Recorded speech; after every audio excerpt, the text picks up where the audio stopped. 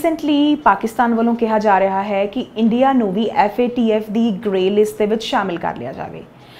पाकिस्तान मुताबिक असी टैरोरिज्म नू सपोर्ट कर रहे हाँ और उस मुताबिक सानू किते ना किते सज़ा मिलनी चाहिए है। साडे उत्ते करड़े डिसीजनस जिहड़े ने वो लैने चाहिए ने, साडे उत्ते एक्शनस होने चाहिए ने। हुण की है FATF दी रिपोर्ट और क्यों ग्रे लिस्ट और ब्लैक लिस्ट का जिहड़ा रौला है वो कुछ समय तो चलता आ रहा है तो पाकिस्तान ये मंग क्यों कर रहा है कि इंडिया नू भी ग्रे लिस्ट दे विच शामिल कर लिया जाए। तमाम जानकारी अज के इस प्रोग्राम के आप सब दे नाल साझा करांगे। मैं हाँ तुहाडे नाल गुरनीत और तुसीं देख रहे हो द अनम्यूट प्रोग्राम फ्रंटलाइन्स बैकग्राउंड विच आप सब का स्वागत करते हैं। दोस्तों हाल ही दे विच जो पाकिस्तान दे विच हाफिज सईद होना दे घर दे बाहर जो बॉम्ब ब्लास्ट होया उस पिछे पाकिस्तान गवर्नमेंट वालों इंडिया नूं कसूरवार ठहराया जा रहा है। उस मुतलक इस बॉम्ब ब्लास्ट के पिछे इंडिया का हाथ है और इन्ना ही नहीं इंडिया उत्ते इल्ज़ाम लगाए गए हैं कि इंडिया ने किते ना किते साइबर अटैक भी पाकिस्तान उत्ते कीते ने। और यह जो एग्जैक्ट स्टेटमेंट है वो पाकिस्तानी प्राइम मिनिस्टर इमरान खान वालों ट्वीट के जरिए दी गई है। उन्होंने जो एग्जैक्ट वर्ड्स यूज़ किए ने उन्हें इंडियन स्पॉन्सरशिप फॉर टैरोरिज्म।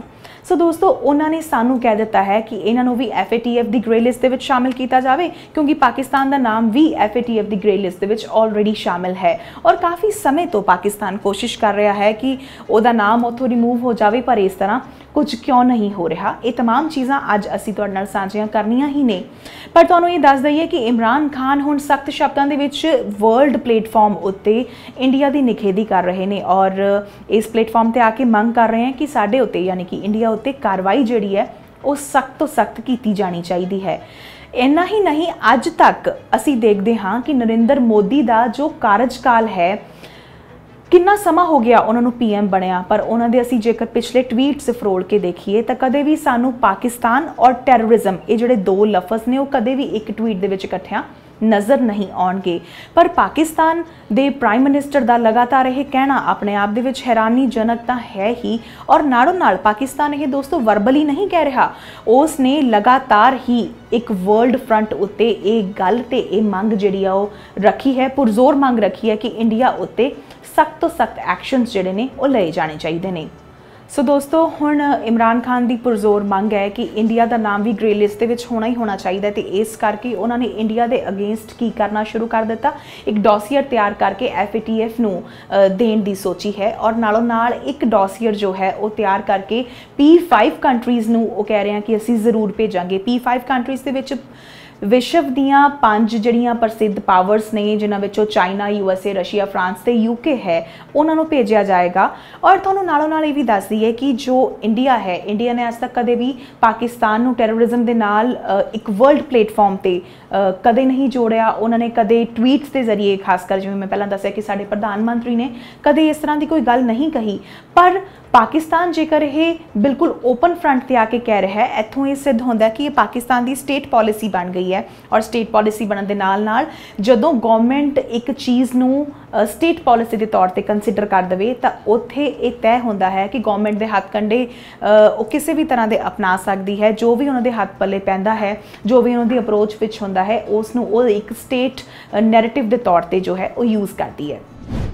दोस्तों FATF जो है वो एक वॉच डॉग का काम करती है, एक इस तरह की ऑर्गेनाइजेशन है जिसका काम है कि मनी लॉन्ड्रिंग के मुतलक जो कुछ देशों के विच वापर रहा है, किहड़ा देश किन्ना चीज़ों वास्ते किनू फाइनेंस कर रहा है, वो तमाम चीज़ों को देखना करना FATF की रिस्पॉन्सिबिलिटी है। बेसिकली FATF की एस्टैबलिशमेंट हुई सी 1989 दे विच और ग्रे लिस्ट ते ब्लैक लिस्ट का जो कंसैप्ट है वो शुरू होया आफ्टर 2000। सो ये कुछ कंट्रीज़ ने जो चाइना की इस गल नूं सीरीयसली लैणगे। इस तो इलावा इजराइल, UK, फ्रांस वर्गे कंट्रीज़ ने जो प्रो इंडिया ने और इन्हां चीज़ों को बिल्कुल भी सीरीयसली नहीं लैणगे।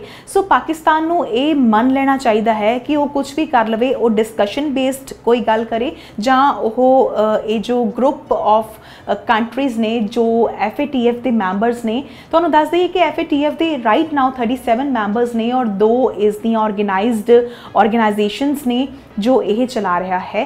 सो जो 37 कंट्रीज़ ने बेशक उन्हां नाल एक इंटरनेशनल मंच ते पाकिस्तान डिस्कशन के बेसिस ते गल करे जां ओह वोटिंग करवावे, किते भी इंडिया जो है वो इस पक्ष नूं क्लीयर नहीं करता जिसकी पाकिस्तान मांग कर रहा है कि सानू ग्रे लिस्ट में शामिल करना चाहिए है। तो ये भी दस दईए कि इंडिया जो है वो FATF की जो मैंबर कंट्रीज़ ने उन्होंने लिस्ट में शामिल ही तां होया सी जदों असी इस मुतलक लॉज जिहड़े ने ईवन बहुत स्ट्रिक्ट लॉज बना ले सी। और ये भी सानू पता होना चाहिए है कि जो स्ट्रिक्ट लॉज ने असी मनी लॉन्ड्रिंग नूं लैके बनाए सी, क्योंकि इंडिया ने यह तहैया किया सी कि साडे देश तो कोई भी मनी जिहड़ी है वो लॉन्डर नहीं की जाएगी टैरोरिज्म वास्ते। असी टैरोरिज्म नूं सपोर्ट नहीं करते और इस दे विच कोई दो राय नहीं है, क्योंकि वर्ल्ड के बाकी कंट्रीज़ दे विच भी मनी लॉन्ड्रिंग इस पर्पज़ वास्ते हुंदी है, थोड़ी बहुत हुंदी है और इंडिया दे विच भी किते ना किते थोड़ी बहुत हुंदी होएगी। पर असी इन्ना जिहड़ा है इस पक्ष नूं सपोर्ट कीता है कि असी टैरोरिज्म वास्ते मनी लॉन्ड्रिंग किसी भी हालत विच नहीं करते। इंडिया विच मनी लॉन्ड्रिंग एक्ट जो सी prevention of money laundering act बनाया गया सी साल 2002 दे विच, जिस मुताबिक असी जो इस किस्म नाल मनी लॉन्ड्रिंग होंदी सी उसनूं काफ़ी हद तक कंट्रोल भी कर लिया सी।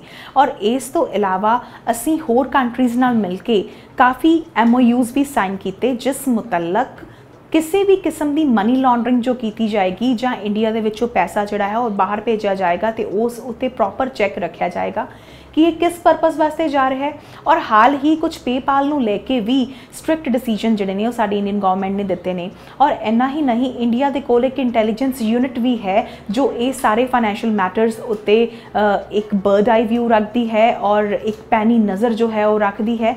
सो ये तमाम चीज़ां नूं देखण वाचण तो बाद पाकिस्तान इस गल उत्ते किते भी सही सिद्ध नहीं होंदा कि इंडिया नूं FATF की ग्रे लिस्ट दे विच शामिल करना चाहिए है। हुण ये सवाल उठता है कि पाकिस्तान ने यह मंग क्यों रखी कि इंडिया नूं इस ग्रे लिस्ट दे विच शामिल करना चाहिए है। कि तुसीं जानते हो कि पाकिस्तान खुद इस ग्रे लिस्ट दे विच शामिल है और लगातार 2018 तो पाकिस्तान कोशिश कर रहा है कि इस लिस्ट दे विचों किसी तरह उसका नाम जो है वो रिमूव कर दिता जाए।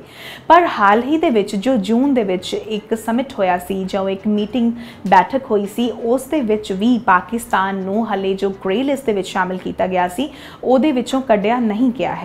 तो ये भी दस दईए कि कोरोना के होंदियां पाकिस्तान नूं ये छोड़ दे दी गई सी। कुछ कंडीशनस FATF वालों डिस्क्राइब कीतियां गई सी कि पाकिस्तान नूं कहा गया सी कि जेकर तुसीं इस लिस्ट विचों बाहर आना चाहते हो तो तुहानूं ये कुछ कंडीशनस ने वो फॉलो करनियां पैणगियां। पर लगातार 3-4 सालों तो पाकिस्तान किसी भी किस्म की कंडीशनस नूं पूरा करन दे विच असमर्थ रहा है।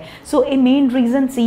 और तुहानूं दस दईए कि जो 1989 दे विच पैरिस दे विच G7 दा समिट होया सी, उत्थे कुछ कंट्रीज़ ने मिल के ये फैसला लिया सी कि वर्ल्ड दे विच जिन्ना भी टैरोरिज्म है उसनूं खत्म किया जाना चाहिए है। सो टैरोरिज्म नूं रोकण वास्ते ज़रूरी है कि जिस किस्म की फंडिंग जो की जाती है उस उत्ते पुख्ता तरीके दे नाल रोक लगाई जाए। सो होया कि इस FATF का निर्माण होया अज जिससे 39 मैंबर्स ने, बेसिकली 37 मैंबर्स ने, 2 इसदी ऑर्गेनाइजेशंस ने। सो 39 नंबर असी काउंट करते हाँ। सो उन्होंने 12 करीबन 12 कंट्रीज़ जो ने वो FATF की ग्रे लिस्ट विच ने और नॉर्थ कोरिया और ईरान जो ने वो बेसिकली ब्लैक लिस्ट दे विच पाए गए ने।